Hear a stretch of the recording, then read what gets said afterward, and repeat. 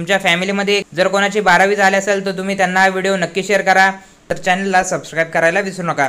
मित्रांनो, आपल्या चॅनलवरती रोज सकाळी 11 वाजता तुमच्यासाठी एका नवीन जॉबची जाहिरात तुमच्यापर्यंत पोहोचवली जाते। त्यासाठी तुम्ही चॅनलला सबस्क्राइब करून ठेवा, जेणेकरून तुम्हाला रोज सकाळी 11 वाजता एका नवीन जॉबची जाहिरात तुमच्यापर्यंत पोहोचून जाईल।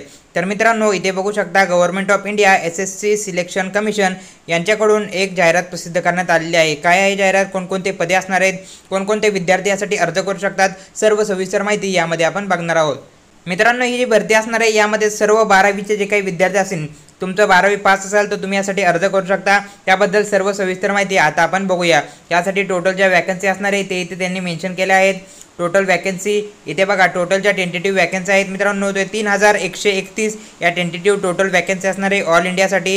यासाठी कोणकोणते पदे असणार आहे ते इथे बघा, पदाबद्दल आणि तुमची सॅलरी किती असणार आहे त्याबद्दल माहिती प्रोव्हाइड केली आहे। लोअर डिव्हिजन क्लर्क आणि ज्युनियर सेक्रेटरी असिस्टंट यासाठी तुम्हाला पगार जो असणार आहे तो पगार 19,900 पासून 63,200 इतकी तुमची सॅलरी राहणार आहे। त्यानंतर नंतरचे जे पद असणार आहे ते असणार आहे डाटा एंट्री ऑपरेटर, यासाठी सॅलरी असणार आहे 25,500 ते 81,100।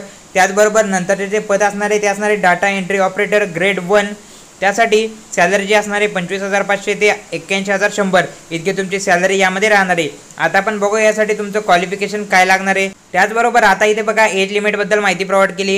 एज लिमिट ही मित्रांनो तुमची 1/1/2026 नुसार कॅल्क्युलेट केली जाणार आहे। 18 ते 27 ही एज लिमिट राहणार आहे। ही एज लिमिट जी असणार आहे ओपन कॅटेगरीवाल्यांसाठी असणार आहे।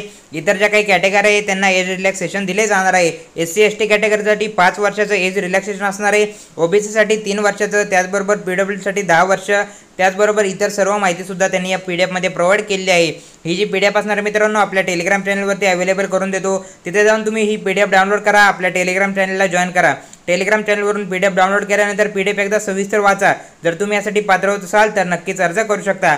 आता आपण बघूया यासाठी शैक्षणिक पात्रता काय लागणार आहे, एज्युकेशन क्वालिफिकेशन काय असणार आहे। इथे बघा डाटा एंट्री ऑपरेटर हे जे काही पद असणार आहे ग्रेड Aचं, त्यासाठी तुम्हाला क्वालिफिकेशन लागणार आहे 12th सायन्स, म्हणजे तुमची 12वी झाली असेल विथ तुम्हाला सायन्स आणि मॅथमॅटिक्स इथे लागणार आहे। सायन्स स्ट्रीममधून तुमची 12वी झाली असेल, त्याचबरोबर मॅथमॅटिक्स हा सब्जेक्ट तुमचा कंपल्सरी असेल तर तुम्ही ह्या डाटा एंट्री ऑपरेटर या पदासाठी अर्ज करू शकता। त्याचबरोबर लोअर डिव्हिजन क्लर्क हे जे काही पद आहे त्यासाठी तुम्हाला फक्त 12वी लागणार आहे। तुम्ही फक्त 12वी पास असाल, मॅथमॅटिक्स तुमचा नसेल तरी सुद्धा तुम्ही यासाठी अर्ज करू शकता। त्याचबरोबर तुमचं क्वालिफिकेशन जे आहे 1/1/2026 नुसार कंप्लीट झालं असणे गरजेचं असणार आहे। तुमची 12वी ही 1 जानेवारी 2026 पर्यंत कंप्लीट असणे गरजेचे असणार आहे।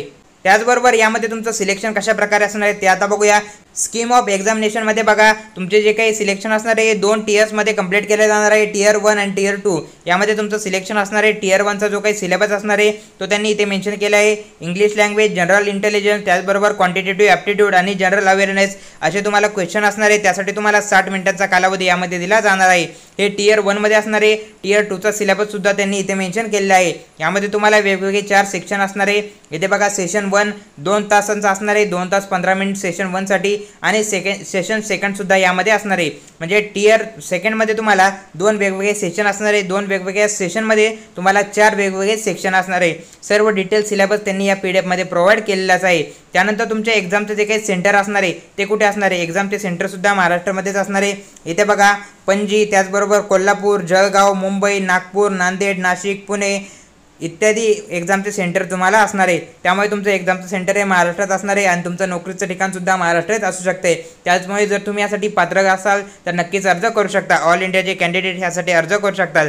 यासाठी अर्ज कुठे करायचा ते आता बघूया। अर्ज हा मित्रांनो तुम्हाला ऑनलाईन पद्धतीने करायचा आहे। अर्जासाठी त्यांची ऑफिशियल वेबसाईट त्यांनी इथे मेन्शन केली आहे। इथे बघा ही जी असणार आहे त्यांची ऑफिशियल वेबसाईट असणार आहे। ही वेबसाईट आपल्या डिस्क्रिप्शनमध्ये प्रोव्हाइड करून देतो, तिथे जाऊन तुम्ही ऑनलाईन पद्धतीने अर्ज करू शकता। या PDFची लिंक सुद्धा डिस्क्रिप्शनमध्ये असणार आहे, तिथे आपल्या टेलिग्राम चॅनलची लिंक आहे, तिथे जाऊन तुम्ही ही PDF सुद्धा डाउनलोड करू शकता। त्याचबरोबर अर्जासाठी फी किती असणार आहे, अर्जासाठी फी जी असणार मित्रांनो तुम्हाला 100 रुपये ही अर्जाची फी असणार आहे। आणि त्याचबरोबर इथे बघा महिलांना, त्याचबरोबर SC ST कॅटेगरी, ST कॅटेगरीसाठी कोणत्याही प्रकारची फी मित्रांनो यामध्ये नसणार आहे। ही जी फी असणार आहे 100 रुपये ही ओपन कॅटेगरीवाल्यांसाठी असणार आहे। इतर सर्व कॅटेगरीसाठी कोणत्याही प्रकारची फी नसणार आहे। त्यामुळे तुम्ही जर यासाठी पात्र होत असाल तर नक्कीच अर्ज करू शकता।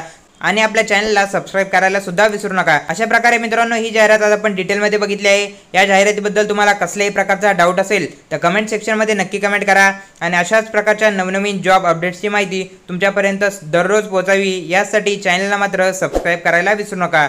भेटूया पुढच्या व्हिडिओमध्ये।